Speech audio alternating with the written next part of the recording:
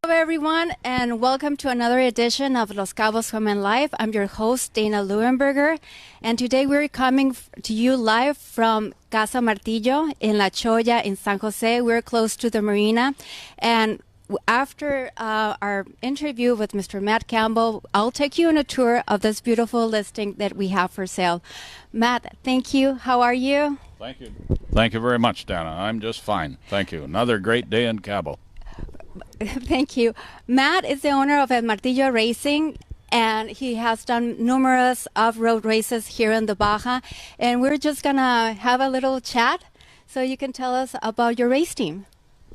Well, I used to race when I was a young fellow, and I quickly determined that if you wanted to be a racer, you needed an awful lot of money. And at that time, I was in the earning phase, and I thought I'd better quit racing and focus on my business. So I did that for a lot of years, and of course, down in Los Cabos here, living here during the winter months especially, I got into the off-road racing scene, which is very active in Los Cabos. And, of course, I fish, and I play poor golf, and I was kind of looking for a little more excitement, and the off-road racing certainly provided it. So we've had quite a race team here for a number of years.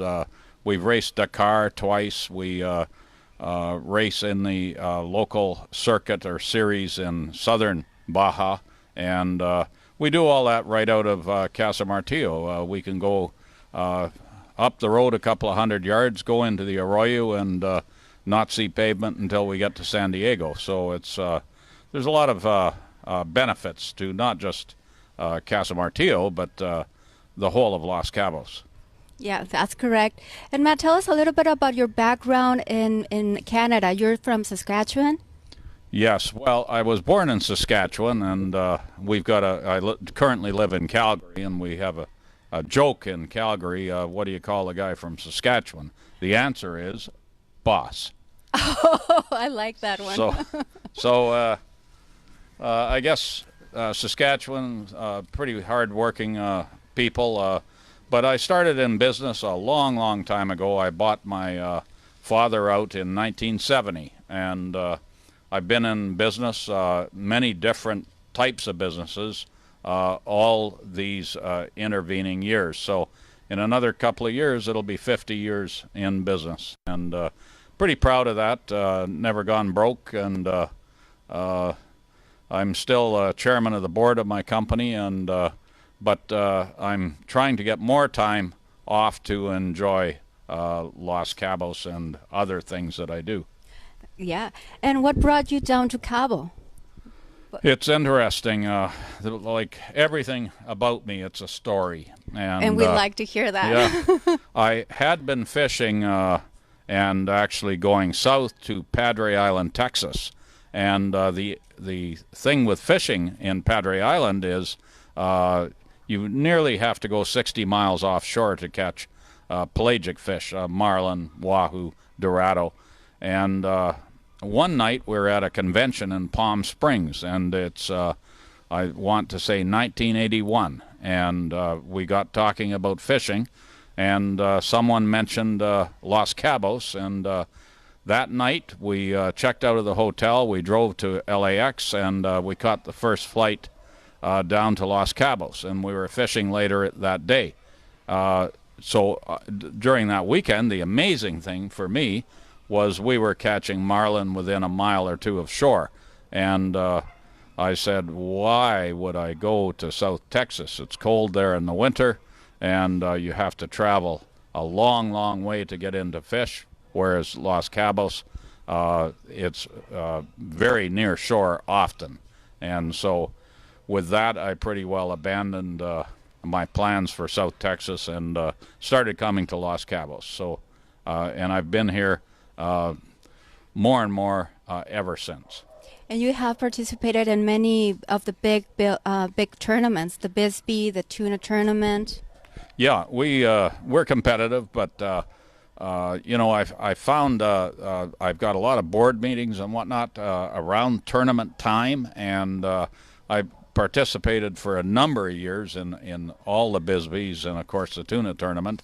And we're on the podium, I believe, 3 times in the Bisbees for the most released fish, but we never captured the big prize.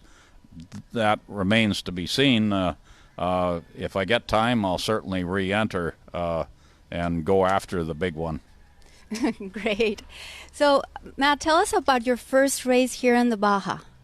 Oh, gosh, it's so long ago.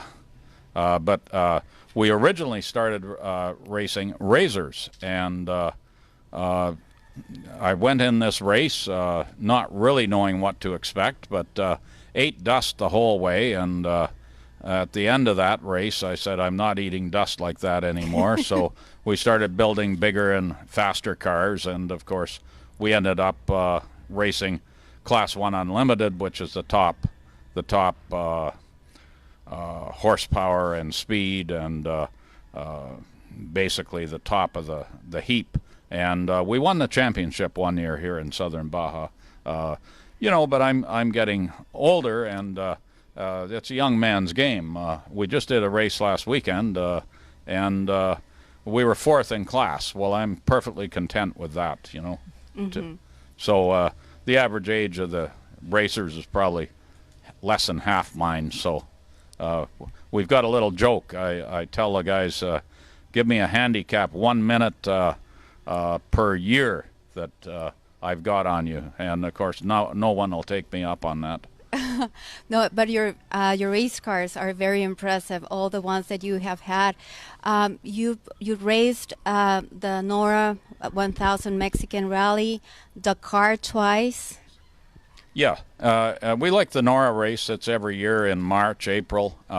Comes down basically from San Diego to Los Cabos. It terminates right on the Malecon in San Jose. It's an exciting race for us, and I think all the fans along the way. We have a lot of fun with the Nora. Yeah. It's 1,000 miles though, but it's easy. It's over 4 days, so it's not bad. It's the longest day I think is about 400 miles.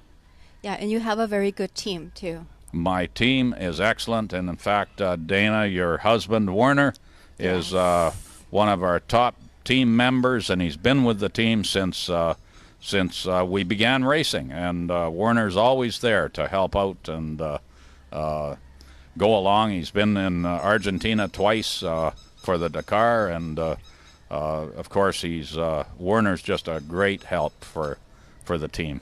Thank you. Thank you for saying that. He is. Thank you for supporting him. Yes, we love to go to the races. So also, very interesting that some people don't know is the Campbell Cup.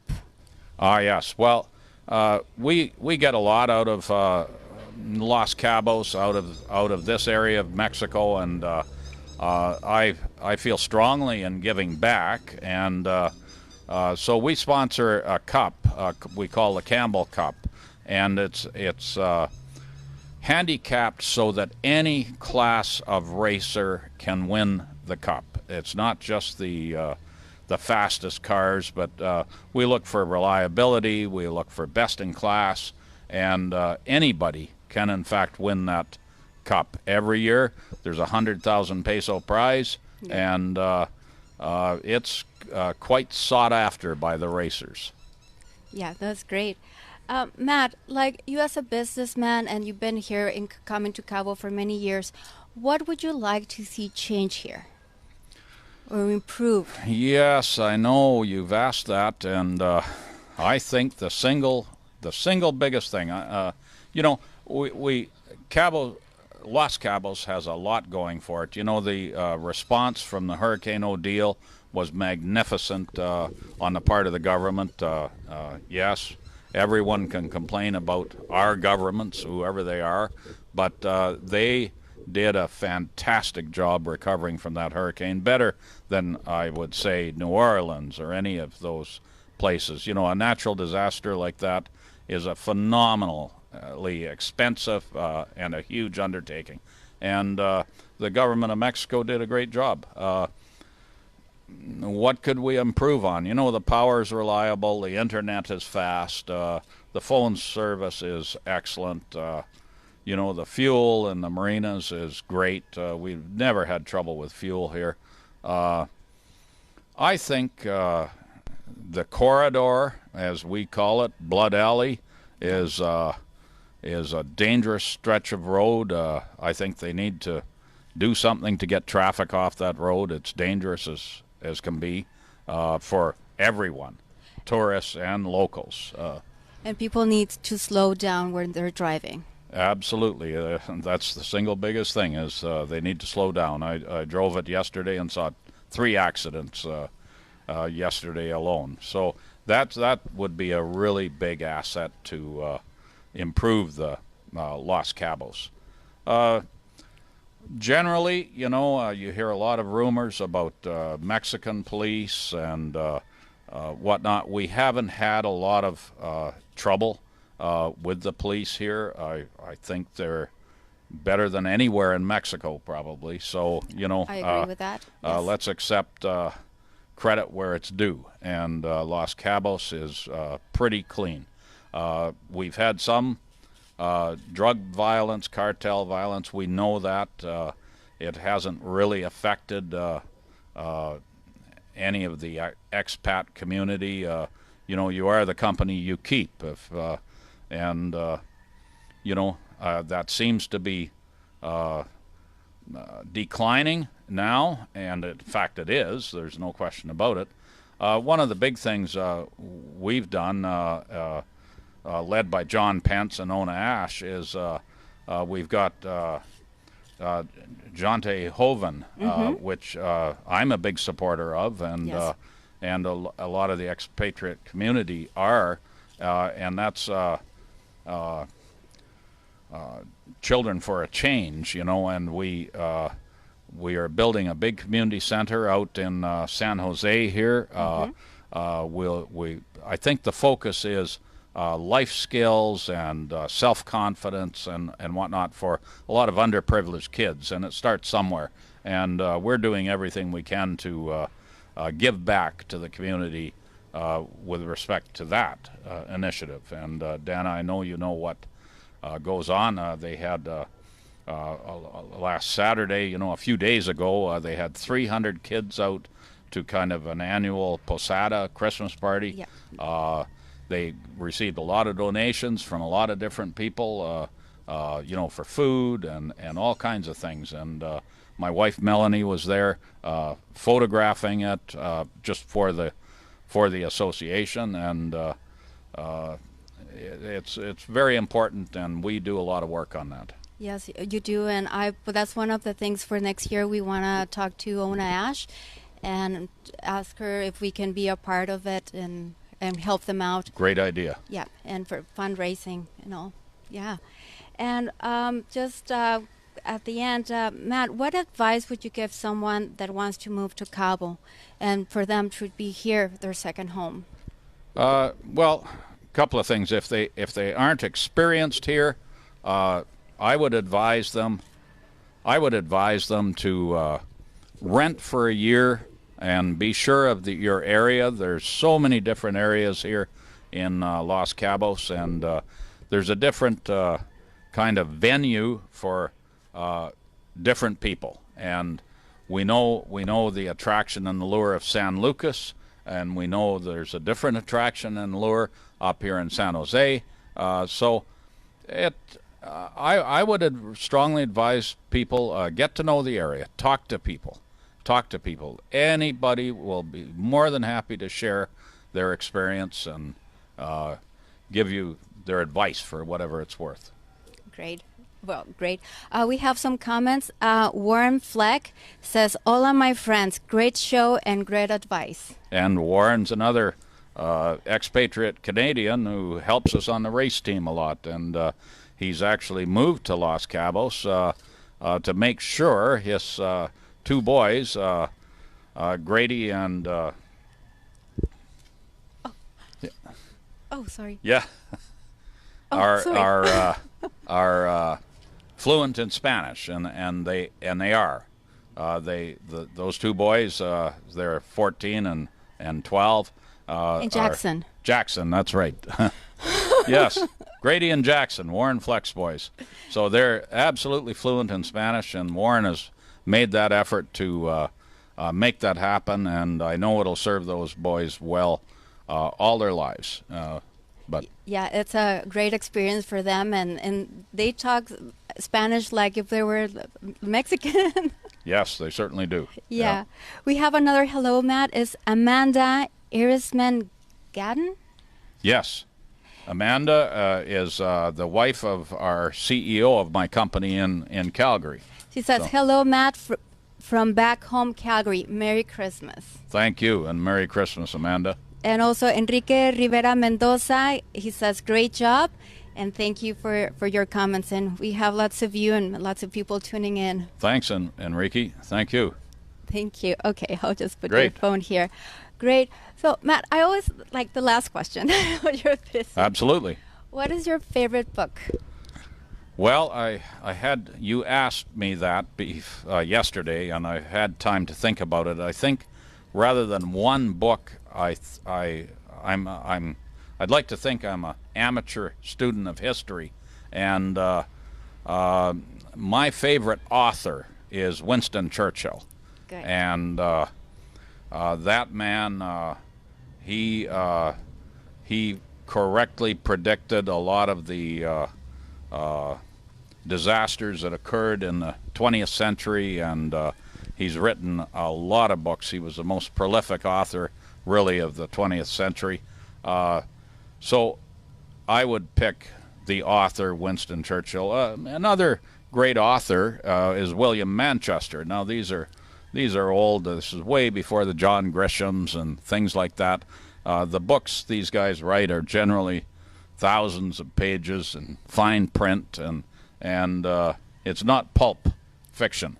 That's right. You really have to pay attention when you're reading those books. But you learn a lot, and you certainly cannot understand the future without understanding the past. I love to read, and that's one of my things. So I always ask the great people what are their favorite books, and then I learn so more. Yes. Matt, thank you so much for this interview, for your time. You are a mentor of Ernest and I, and we learn from you every day, and people admire you and follow you, and thank you for this opportunity, and hope you have a Merry Christmas. Thanks, Dana, and Merry Christmas to all your viewers as well. Thank you, and thank you for tuning in. Don't go away. We'll just go to a little break, and then we'll take you on a tour of Casa Martillo. So I'm Dana Leuenberger for Los Cabos Home and Life.